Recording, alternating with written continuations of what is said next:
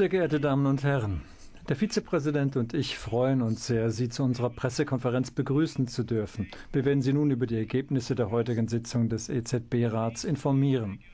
Auf der Grundlage unserer regelmäßigen wirtschaftlichen und monetären Analysen haben wir beschlossen, die EZB-Leitzinsen unverändert zu belassen.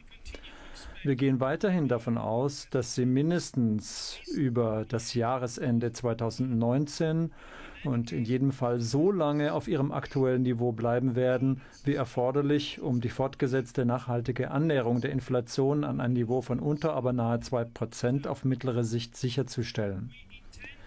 Wir beabsichtigen weiter, die Tilgungsbeträge der im Rahmen des Ankaufprogramms APP erworbenen Wertpapiere für längere Zeit über den Zeitraum hinaus, an dem der EZB-Rat mit der Erhöhung der Leitzinsen beginnt, und in jedem Fall so lange bei Fälligkeit weiter vollumfänglich wieder anzulegen, wie erforderlich, um günstige Liquiditätsbedingungen und eine umfangreiche geldpolitische Akkommodierung aufrechtzuerhalten. Der EZB-Rat ist bereit, alle seine Instrumente in geeigneter Weise anzupassen, um sicherzustellen, dass sich die Teuerungsrate weiterhin auf nachhaltige Weise dem vom EZB-Rat gesetzten Inflationsziel nähert. Die Einzelheiten zu den genauen Konditionen der gezielten längerfristigen Refinanzierungsgeschäfte, TLTRO III, werden bei einer der nächsten Sitzungen bekannt gegeben. Insbesondere wird für die Bestimmung des Zinses für die neuen TLTRO III-Geschäfte eine detaillierte Bewertung der Transmission der Geldpolitik über den Bankenkanal berücksichtigt. Ebenso wie die weiteren Entwicklungen beim wirtschaftlichen Ausblick.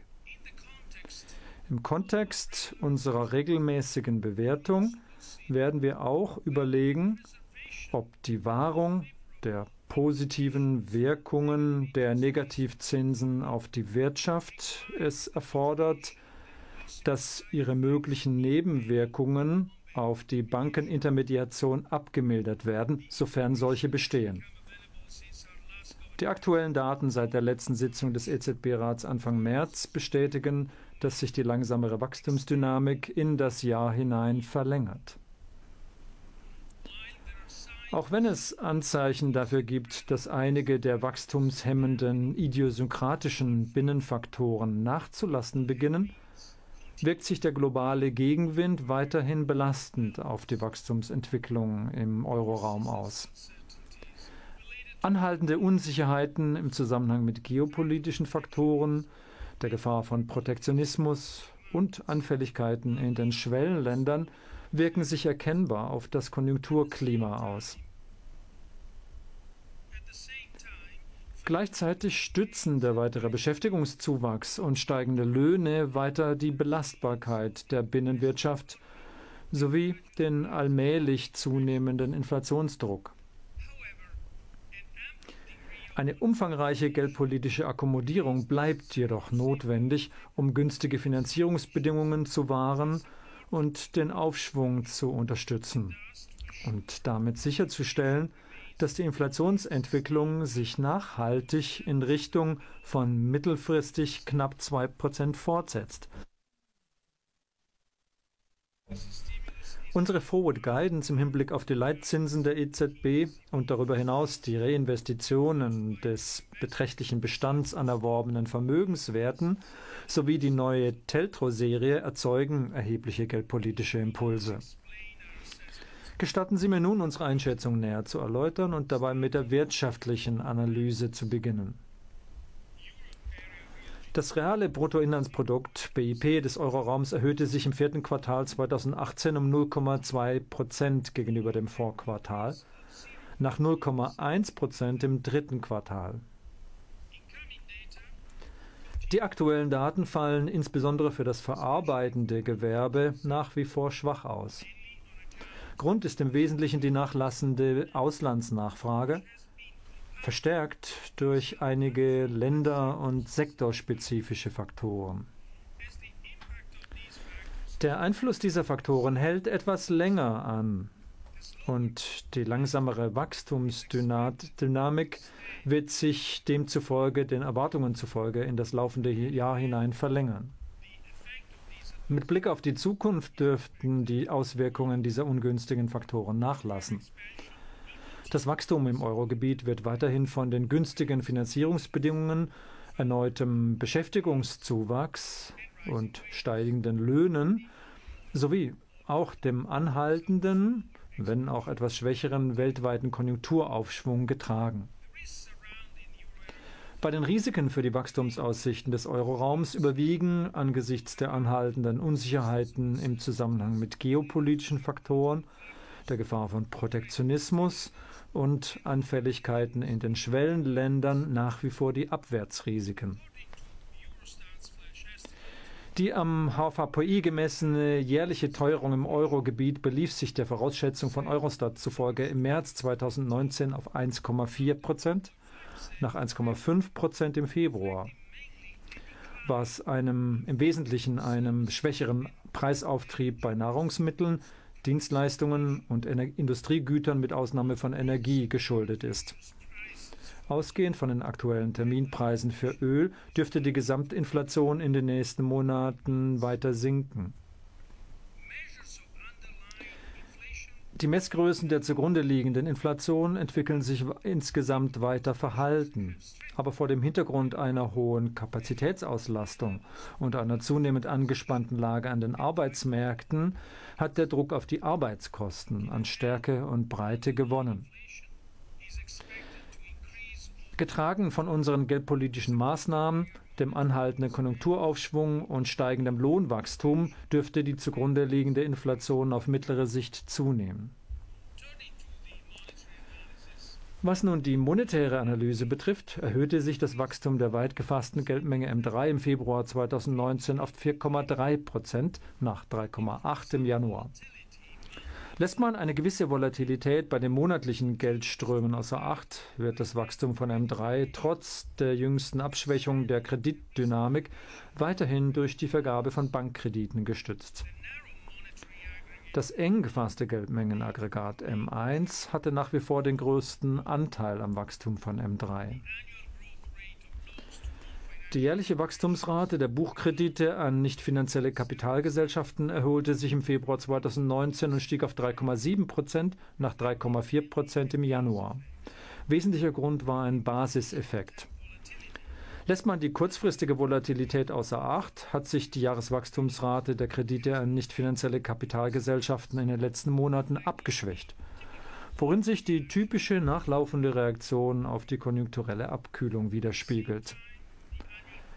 Gleichzeitig lag die Jahreswachstumsrate der Buchkredite an private Haushalte im Februar weitgehend unverändert bei 3,3%. Die BLS-Bankenumfrage zur Kreditvergabe im Euroraum für das erste Quartal 2019 verweist auf unverändert günstige allgemeine Bedingungen für Bankkredite.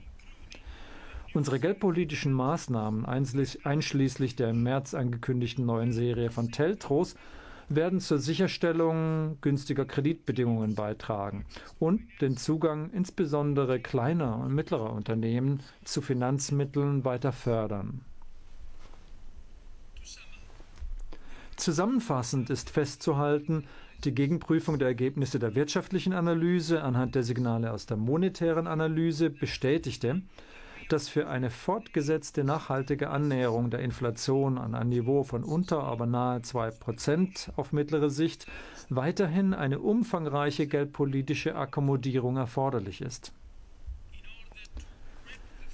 Damit unsere geldpolitischen Maßnahmen ihre volle Wirkung entfalten, müssen andere Politikbereiche entschlossener dazu beitragen, das längerfristige Wachstumspotenzial zu steigern und Schwachstellen abzubauen.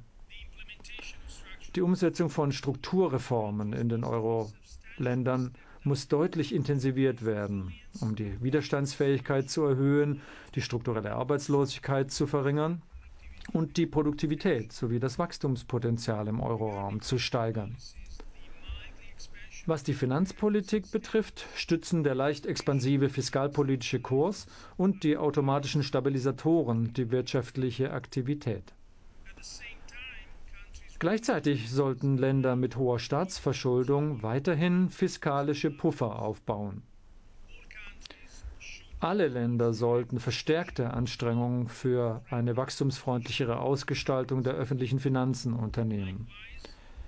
Ebenso ist eine im Zeitverlauf und länderübergreifend transparente und einheitliche Umsetzung des finanz- und wirtschaftspolitischen Steuerungsrahmens der EU nach wie vor unerlässlich, um die Widerstandsfähigkeit der Wirtschaft im Eurogebiet zu stärken.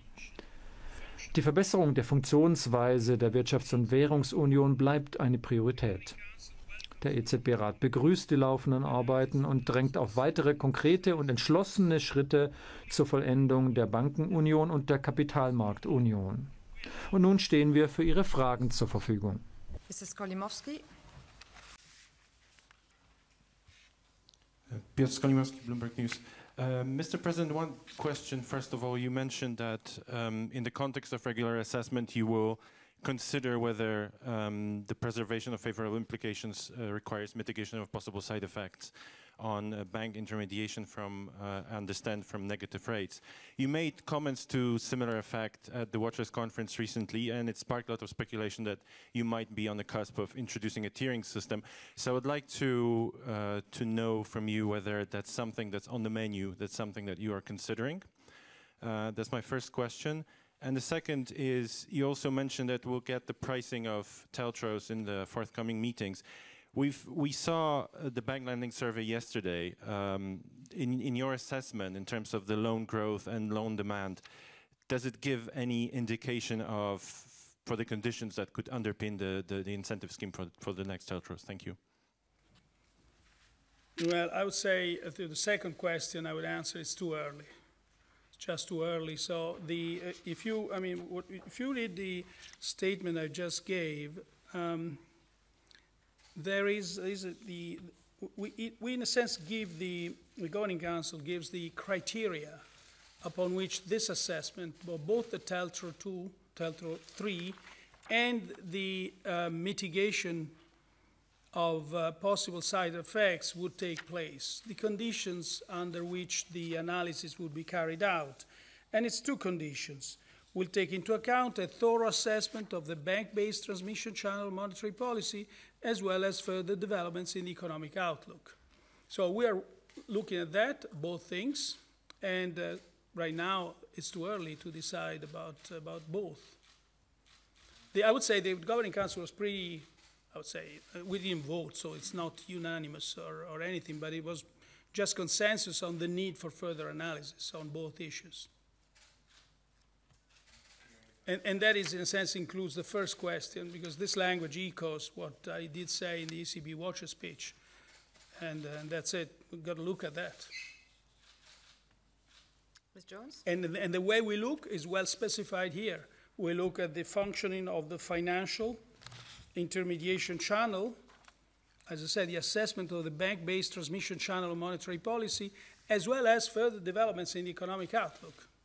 So we have to see how the economic outlook will turn out between now and the next monetary policy meeting. Claire Jones. I'm sorry, where, by the way, where also we'll be having the new projections. Thank you. Claire Jones, Financial Times. There seems to be, over recent months, quite a marked deterioration in the 5-year on 5-year inflation swap rate that suggests markets are becoming more concerned about your ability to hit the inflation target.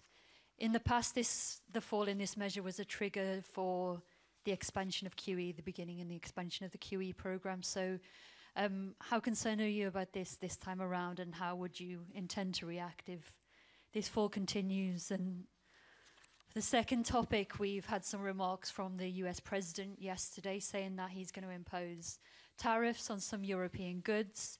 To what extent are you concerned by these remarks, and does it represent a serious risk to the Eurozone economy if this comes about and there's an intensification of the trade relations between Europe and the US? Thank you. Now, your first question points out to the continued deterioration of inflation expectations over the last several months. And we had quite a substantial analysis of why this is so. It's quite clear that the sliding of the five-year inflation expectations corresponds to a deterioration of the economic outlook. It's also quite clear that as the economic outlook, especially the economic activity, slows down, also we markets expect lesser of a pressure in the labor market. But we haven't seen that yet. So we have underlying strength in the economy, and so we analyzed why this is so. The answer is that the expectations inflation expectations have deteriorated predominantly because of risk premium, or negative risk premium. And which is a big difference with 2016. You may remember that in the early part of 2016, we had a similar deterioration in inflation expectations, but it was different. At that time, it was not so much because of risk premium, but it was a real danger of the anchoring. So this is good news in the sense that it says that expectations are responding to the economic outlook, but are not the anchoring. However, this increase in the negative risk premium might reflect either that market perception that either we don't have instruments, and I think we've shown that we have plenty of instruments. If anything, the market reaction to my ECB watcher speech last time shows that we have plenty of instruments. And of course, that market reaction demonstrated that markets have fully understood our reaction function. Now, the second possibility is that we may well, the markets may think that the Governing Council would tolerate low inflation, too low inflation, without being the anchor, but low. Now, let me just dispel any such impression. Of course, we remain fully committed to return inflation to 2% without undue delay. But also, let me also point out another aspect of this. Our inflation aim doesn't imply a ceiling at 2%. Inflation can deviate from our objective in both directions, so long as the path of inflation converges to our medium-term objective. Now, the second question is about this threat of tariffs from President Trump to the Europeans. Of course, we listed the threat of protectionism as one of the potential factors dampening growth in the euro area and elsewhere in the world, as a matter of fact. So this is not different from this viewpoint. It would certainly, well, we have to see, first of all, what happens, because as you've seen in the past, between words and deeds, there is often a big gulf. But certainly, even the fact that these threats are being vented with some frequency is certainly undermine general confidence, and there is no question about the fact that one of the reasons for the general weakness in the Eurozone, I believe also elsewhere in the world, is due to the confidence weakening that has come from various threats, various vulnerabilities, a combination of effects, but certainly also from these threats of further protectionist measures. Mr. Sims? Hi, Tom Sims from Reuters.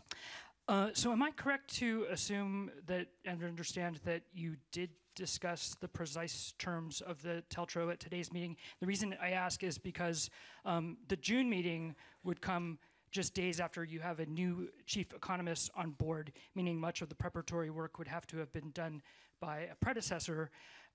So do you see the Governing Council putting off any decision on TLTRO until Mr. Lane comes in? That would be in July, at the July meeting, I guess. And a second question on the tiered rate deposit issue. Did you discuss the merits of this at today's meeting, and might we see this on the agenda of the Governing Council during your tenure? Thank you. I mean, we certainly welcome Philip Lane. Is a great addition to our team, but it's not that we actually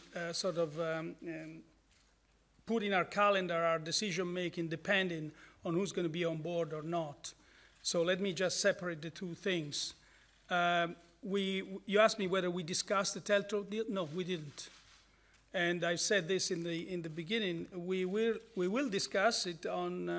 It does say will be details on the precise terms of new series of targeted long-term refinancing operations will be communicated at one of our forthcoming meetings. So the pricing of new TLTROs will take into account, and I gave the two criteria before, but we haven't discussed that today. On the second question, no, either. We haven't discussed the merits or the cons of mitigating measures. I don't want to identify that with a specific word, and I never did. So it's we started a process where we will analyze all measures, and specifically the two that I mentioned in the introductory statement. This analysis is based on these two criteria, and that's it. We need further information. We need further information that will come to us between now and June, and in a sense, the projections that we'll have in June by the staff of the ECB will be an important part of this information set. Mr. Plickert? Having said that, Philip Lane is a fantastic addition to our team. Thank you. Mr. Draghi, another question from me on the issue of deposit rates. Perhaps you can comment on the claims or the numbers which have been given by the head of the German Banking Association. He claimed that the European banks are at a disadvantage of even 50 billion vis-a-vis the American banks. It's well known that the European banks, they pay around 7.5 billion on the negative deposit rate. And he claimed, and when looking to the US, you see they even get a positive rate for their deposits of about 40 billion. So he calculated like a 50 billion difference, and that's a big disadvantage. And this is a drag on the European banking system. What's your reply on this? Well, I take note of the fact. It's a fact, and by the way, so we asked ourselves, how much is overall profitability of banks being affected by the negative deposit rate? And we are actually in the process of carrying out this analysis. But if you compare profitability of our banks, I mean Eurozone banks, by the way, we're talking about large aggregates to the point of being meaningless, because the way this negative deposit rate affects different banking institutions is very different. Banks are profoundly different between them, their business models. So, but in the aggregate, we see that profitability of Eurozone banks is by and large like the ones in Japan, higher than in the UK, where there is no negative rate, and of course lower than in the United States. So, and then of course, but I did say in my ECB Watcher speech that, so we look at this, we'll look as it says here. We'll also consider whether the preservation of the favorable implications of the negative rates, because we want these implications. The market reaction to my ECB Watcher speech basically made clear the markets understood our reaction function. And it says favorable implications of the economy requires the mitigation of their possible side effects, if any, on bank intermediation. So we'll look at that. Ms. Laird?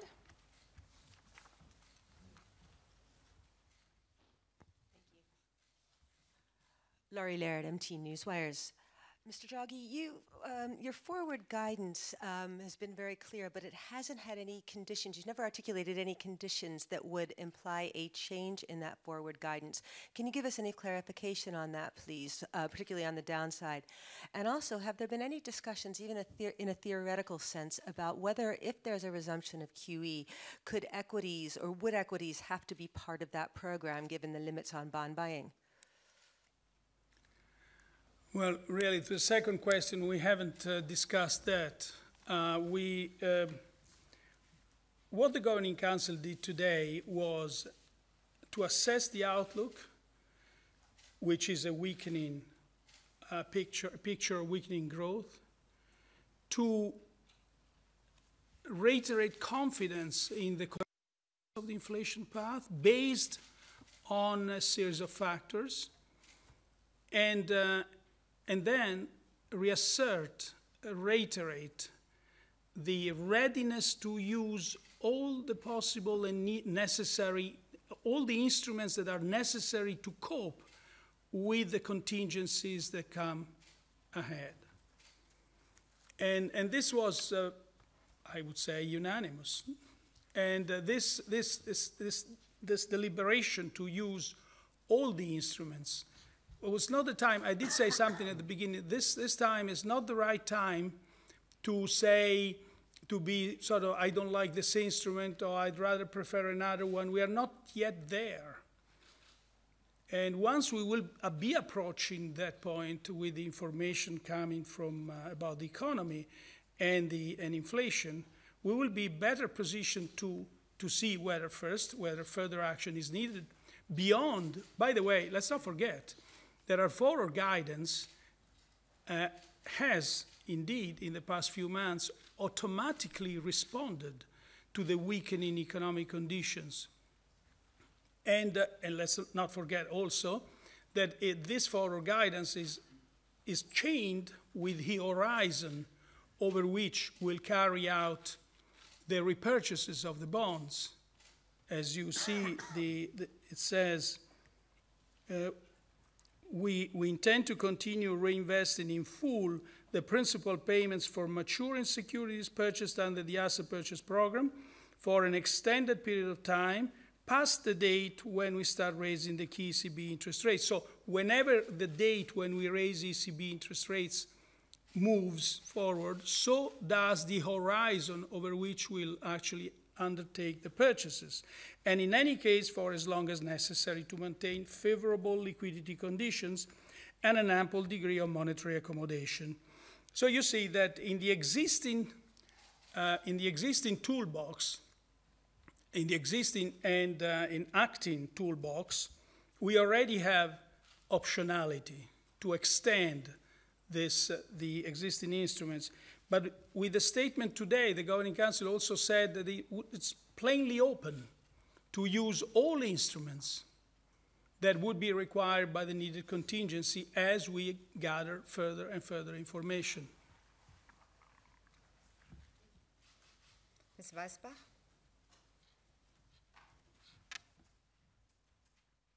Annette Weisbach, CNBC. I have a question. In the minutes, or the minutes actually, are suggesting that some Governing Council members were not really happy to adjust the forward guidance on rates according to what the market thinks. And some analysts call it backward guidance. You can't be happy with that. So could we get an update on the rates forward guidance as soon as June? And the second question... Sorry, what is the question? The question is that the minutes, the minutes... The accounts. They are suggesting that... That's okay. You are forgiven for this. Don't worry, I will learn it. They are suggesting that some members of the Governing Council are not happy to align the forward guidance on rates with what the market expectations are, so to extend it further in the future. My question is, they call it backward guidance, which can't be what you would like them to think. So do you think it's realistic to assume that we get some more of an alignment in the forward guidance on rates as soon as June, or perhaps in the forthcoming meetings? And the second question would be, how much do you, or how big is the risk of a recession for the Eurozone? Thank you.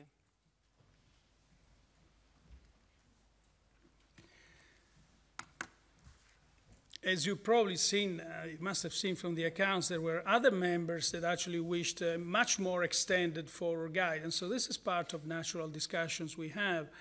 And again, like for the other instruments that we briefly mentioned before, we didn't discuss this. It was not, in a sense, that if I have to characterize this meeting, it was not an operational meeting. It was more of a meeting that would characterize the stance of the Governing Council towards further action. In other words, people are acknowledging, Governing Council members are acknowledging the weakening of the cycle, the weakening of the economy, the fact that this weakening will extend into the rest of the year, the weakening of inflation. In fact, I just said that the inflation will probably bottom in September. They acknowledge the sliding of inflation expectations. At the same time, they acknowledge also the underlying strength of the economy, the fact that some of these temporary factors are unwinding. And so it was just it was a meeting where the main goal of which was to reassert the readiness to act if the contingencies would warrant so. And again, as we move towards June, where the new projections will be available, we'll be gathering more and more information. Oh, the estimated probabilities of a recession remain low. Again, there is a difference with 2016, and so that's what we see now. It's still a relatively low probability. You may remember, no, I don't think you would, but in my ECB Watcher speech, I gave a number of, I think there have been 56 soft patches in the last 50 years of the Eurozone, and only 4 recessions. So for what it's worth, really, because that's historical evidence looking at the past. But overall, probabilities of a recession, also implied financial probabilities of a recession, remain on the low side, and certainly less than the same probabilities would look like in past recessions. In other words, in the previous episodes of recession, we would have seen much higher probability of an oncoming recession than what we see today. But as I said, the Governing Council stands ready to adjust all of its instruments as appropriate in that if that contingency were to materialize. Bufacchi? Isabella Bufacchi, Sole 24 Ore. Mr. President, I have 2 questions. One question is on the mitigation of side effects of negative rates, if any. Are you comfortable with the markets that might read into this, whether there is any measure, a signal on forward guidance, in the sense that if there are less side effects for banks, then negative interest rates might stay for longer? And so are you comfortable with the market maybe be reading into it too much? And on the fact that you are looking at 2 measures on banks, one on tiered system for deposits on negative rates, and the other on TLTROs, does this indicate somehow that there is a risk that the excess liquidity is somehow trapped into the national banking systems, and that there is not enough cross-border lending, and that because these 2 measures are good for some banks in one case and for some other banks in another case? Thank you. Well, let's start with the second question. Clearly, we would wish to have much more cross-border lending than we have, but this is also a part of the ongoing discussion on creating on finishing with the banking union and creating a capital markets union. It doesn't come out naturally. However, What we are observing is that in some countries where credit growth is especially significant, part of this growth can be explained by the participation of banks, especially large banks, to syndicated loans that actually get used in other parts other than their countries where these banks are established. So we see some cross-border lending. In relation to the TLTRO, no, I don't think the liquidity gets necessarily trapped in the countries. Now, the other question was whether one would associate the presence of mitigating measures with a lengthening of the period during which interest rates remain negative or not. I don't know. I have the sense that you are right, that markets perceive this way. I don't know what to say, really, because it's a fact that we had negative rates now for many years, and there were no mitigating measures. It's also a fact that the impact of negative rates, it's very different when they start and then when they've been in place for a long period of time. So we also have to assess that. And it's not necessarily, well, that's what I want to say. It's, I don't have other things to add to that. Mr. Fallis? Thank you. Tom Fallis from the Wall Street Journal. I had a follow-up question on what you were just saying. You talked about the market reaction function to your speech at the Watchers Conference. I mean, does this mean that mitigating negative rates would open the door to a rate cut? Would you be able to cut rates deeper?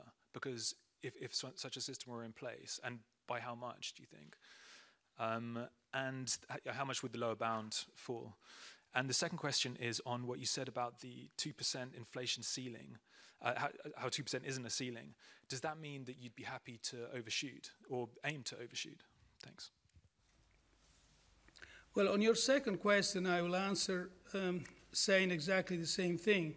We don't tolerate too low inflation. We remain fully committed to using all necessary instruments to return inflation to 2% without undue delay. Likewise, our inflation aim doesn't imply a ceiling at 2%. Inflation can deviate from our objective in both directions, so long as the path of inflation converges towards our medium-term objective. And I believe I must have said something close to this or something to this extent a few other times in the past few years. On the other question is this. I mean, many of your questions could be captured by the following question. If you are to introduce mitigating measures for banks, for the side effects of negative interest rates on banks' profitability, would this imply low rates for longer or lower negative rates?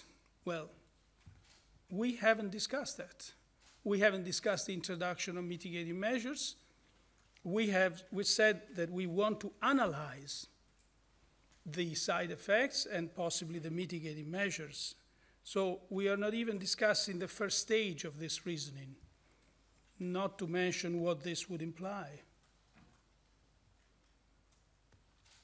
Philippe Lacour? Philippe Lacour, Agence France Presse. Oh, yes. Let me just restate one thing, that the market reaction to the ECB Watcher speech, whether it was linked to this part or to another part, showed that markets understand our reaction function. Please. Mr. President, so Agence France Presse, Jean-Philippe Lacour. One question on the Brexit, if I may. Since there are signs in favor of a longer Brexit today, if so European Council decide this direction, could you maybe cautiously say something or welcome this possible solution? And I want to remind you, sub-question to this, what you said here in January is that the Brexit thing will not affect the EU economy that much. Would you state the same thing today? That is my question to Brexit. And the second one is more on the European elections coming in the end of May. With possibility of nationalism or populist parties rising. So it is the capacity or ability of the ECB or the national central banks to intervene somewhat in the debate and promote the idea of Europe, which is embodied in Euro. So in the coming weeks. Thank you. Thank you. Answering the second question first. Central banks usually don't intervene in the political debate. Central banks can, on occasion, and especially the ECB, can certainly defend the European framework and point out to the ways to improve on it, to complete on it, to remedy to the weaknesses that the recent experience and not so recent have shown. But I don't think central bankers would be right to intervene in a political debate, either in the European context or in a national context. I think I gave two speeches of recent, one in Bologna and the other one in Pisa, both focusing on the one in Bologna especially focusing on the fact that in this globalized world where challenges are global, we got to be together to be truly sovereign, to be truly masters of our own destinies. Because on our own, we would have no way to cope with these global challenges. And we have, I mean, the evidence is in front of our eyes every day. And in Pisa, the speech was more oriented to explain why the euro has been a very positive experience, and at the same time, to identify the weaknesses of the present situation and what we should do to make sure that the benefits of the euro and Europe in general are distributed to everybody. On the Brexit thing, I think the consequences of a Brexit are different, whether it's a hard, disorderly Brexit, or whether it's a properly managed and with an adequate transition period. So for me, again, 2 days, whatever, before the vote, they're having vote every day. So, but just it would not be right to anticipate one thing or another. What is clear, however, is that the whole discussion on Brexit, which has lasted now many years, really, is part and parcel of the overall uncertainty that is hanging over our continent, and I think is hanging over the UK as well. It's probably unavoidable of any very important political discussion, but that's a fact for our economies.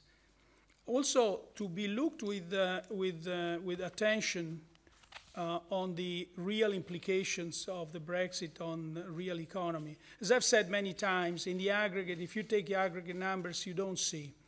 You wouldn't expect much of an impact, given the relative size of the two entities.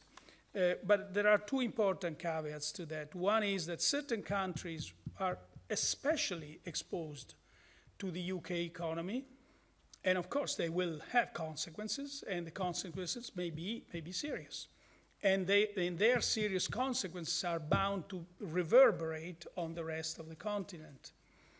The second caution is that the value chains are very extensive, and the ramifications of value chains are also quite broad.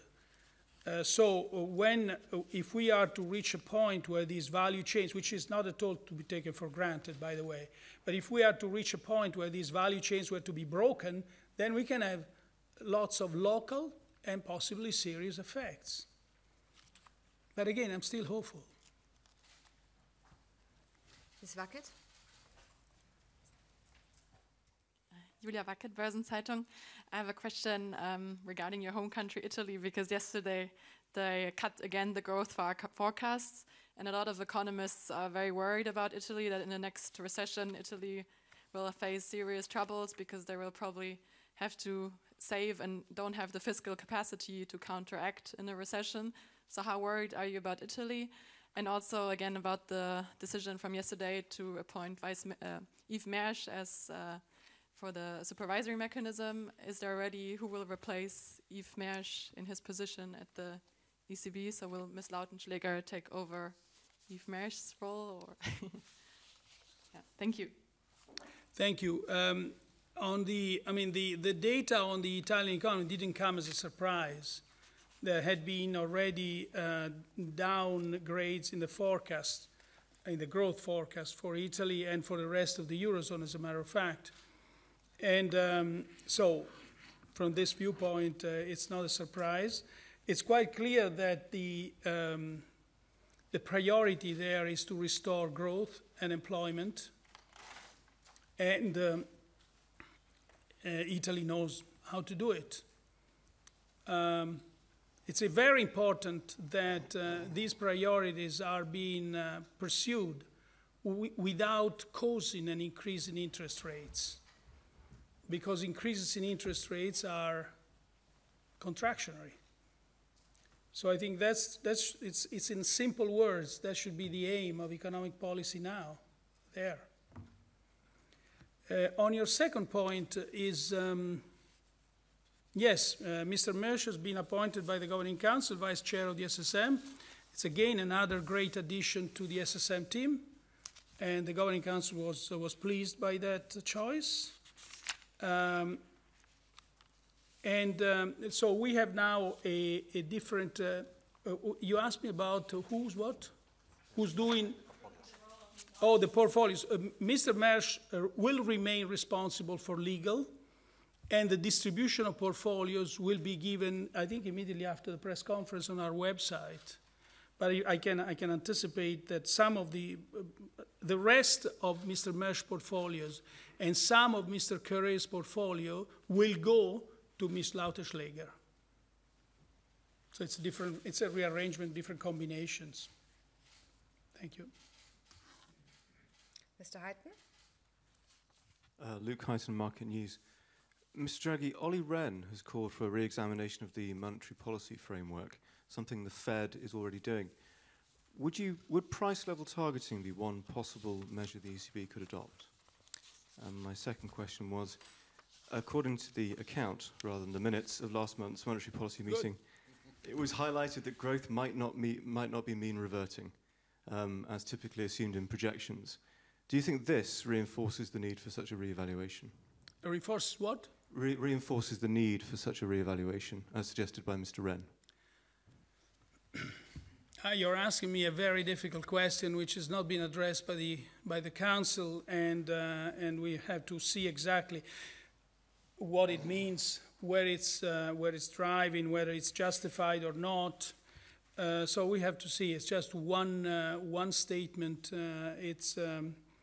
But having said that, I mean, the Fed is embarking in a revisitation of the monetary policy framework, and again, we have to see what's going to come out of that. These are not processes that can be discussed in one or two meetings. So it may take several months. Mr. Ewing? Jack Ewing, New York Times. Mr. Draghi, you mentioned a couple of minutes ago the benefits of cross-border banking. As you know, there's a discussion about a big banking consolidation here in Frankfurt. I'm sure you don't want to speak about specific banks, but as a general principle, Would it perhaps be more beneficial for banks to be looking for mergers across border rather than creating bigger domestic banks? And a related question, I wonder if you can tell us anything about what role the ECB as banking supervisor might play when there's a major banking consolidation in terms of oversight. For example, would you be seeking, perhaps require banks to raise more capital or even try to block a merger if you thought it was unwise? I wonder if you can tell us generally what the ECB's approach will be. Thank you. Thank you. I mean, the role of a supervisor, second question, the role of a supervisor when witnessing mergers is one where you want to make sure that the transaction is successful. And to be successful means that that not only pleases the shareholders, but actually it creates an entity which is strong and capable of coping with the various challenges. I think that's the role of the supervisor is not necessarily one where it wants to address or the agents towards a certain direction, but it just unless the direction they've chosen is leading to a suboptimal outcome. The first question was about cross-border lending, cross-border mergers. I don't think there is a clear preference to, I don't think that's my own view. There isn't a clear preference towards having one or the other. What is pretty clear, however, is that the banking system in Europe is overcrowded. The need for consolidation is very, very significant. And part of the structural weakness of the banking system in Europe is caused by this overcapacity in banking, which is not overcapacity in the sense that it's a little production of credit. It's overcapacity in terms of number of people, number of branches, costs. We're talking about countries where there are banks that have a cost-income ratio of over 80, 90%. And they even quarrel about negative deposit rates as being one of the causes of their lack of profitability. I think I'd rather think about this. I'd rather think about low level of digitalization. And I think there are a series of actions that improve the business model, rationalize the business model, that can be achieved, however, only through consolidation. So there is an issue about, there is a relationship between scale and the capacity to undertake the investments that are needed to improve technology and be competitive, especially in certain business models. I wouldn't argue that all business models are like that, but certainly in some of them, this is the situation. Mr. Smith?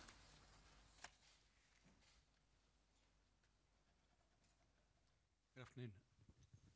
Good afternoon. Jeffrey Smith from investing.com. You talked about the toolbox that you've got, but you've had 10 years of LTROs, TLTROs, negative rates, quantitative easing. You're still not at 2%. You're still not even really close to it. If anything, your core inflation rate is still trending downwards slightly. What makes you think that the same toolkit will get you to 2% in the future? Aren't you going to need something that you haven't even yet dreamt up? Well, let me just say that it's not 10 years. First, it's several years we've been having this in place, and we've changed the instruments. And frankly, the outcome, the results of our monetary policy action is in front of our eyes. 10 more million jobs. You may remember how the situation was in 2015, 2014, 2012. So we had to cope with a series of crises really produced by the great and part of the great financial crisis. The improved conditions all across the board are a testimony that our action has been quite effective. The issue that you are mentioning is that we don't see inflation going to our objective as fast as we had expected. And there are reasons for that. And we mentioned what the reasons are, and we mentioned that the risks are tilted on the downside. Does it mean that we ought to raise interest rates in the meantime, since our rates so far have not produced any outcome? Of course, the answer is no. Our monetary policy has been quite effective. As a matter of fact, it's one of the reasons why we are confident that the inflation rate will converge to our objectives. If we didn't have that monetary policy, we would still be less confident. If we are to raise interest rates, we would become less confident of such an outcome. So the ECB has done a lot to that. The environment proved much more challenging than was expected, say, 3 years ago. In 2017, world growth was more buoyant. Exports, especially the external component, is what's weighing on growth now. And that is not going to be lost. Actually, we see signs of stabilization. So that's the way I would answer your point. The final question today to Mr. Fiedler from Galileo. Hello, my name is Matthias Fiedler from ProSieben Galileo. How does the ECB's financial policy affect on my life, on the life of our viewers? Well, I think what the outcome of our discussions this basically determines how cheap is, or how expensive is, to borrow money. And nowadays interest rates are very low, which means that borrowing is cheap, which means that you can borrow money to buy a house or a car or other consumption goods more easily. Same thing for companies. Companies, they can borrow more easily to buy machines, equipment. This means that they will create jobs. And in due time, this means, and we are seeing it, that wages will go up. And when wages are actually going up, and going up finally, and well-deservedly in all countries, but of course especially in Germany. And this in due time will produce also a price increase, and prices will go up. That's what we do. That's what we look at. Thank you. Oh, before we say each other goodbye, I wish to acknowledge the one thing. This was the last monetary policy meeting for Peter Pratt. Peter, usually what happens is that Peter comes in, and the day before he presents a vast, ample, and quite detailed explanation of the economic outlook, going from the rest of the world and then zeroing on Europe gradually. And then the day after, he presents his views on what sort of monetary policy action we should consider, undertake, analyze, or anything like that. Much of what I say in the press conferences and what I read in the introductory statement has been based on his work, on the work that he and his staff and the team and the rest of the ECB does with him. And so I would like to take this opportunity to express my deepest thanks to him. Thank you.